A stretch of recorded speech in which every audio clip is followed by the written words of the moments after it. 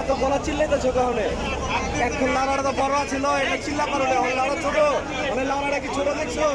এখন বড় লাউড়া দেখে মুখটা দিয়ে রাখছি না। একটা কথা কইবা না, একটা কথা